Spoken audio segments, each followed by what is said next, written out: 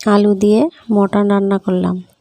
কিভাবে রান্না করলাম, দুটো শুকনো লঙ্কা ফোড়ন দিয়েছি, একটা তেজপাতা দিয়েছি। এবার পেঁয়াজ আর কাঁচা লঙ্কা দেব, দিয়ে একটু ভেজে নেব। তারপরে রসুনটা দেব, তারপরে আলুগুলো দেব। এবার একটু ভেজে নিয়েছি, টমেটো কুচিটা দিয়েছি, পরিমাণ মতো লবণ হলুদ দিয়েছি, দিয়ে একটু ভেজে নেব। এদিকে মশলা তৈরি হয়ে গেছে আমার, আদা জিরে আর লঙ্কা। মশলাটা তুলে নেব, নিয়ে দিয়ে দেব, অল্প একটু জল দেব, দিয়ে ভালো করে কষিয়ে নেব। আদাটা দেয়া হয়নি, এবার আদাটা দিয়েছি। অল্প মশলায় রান্না করলাম।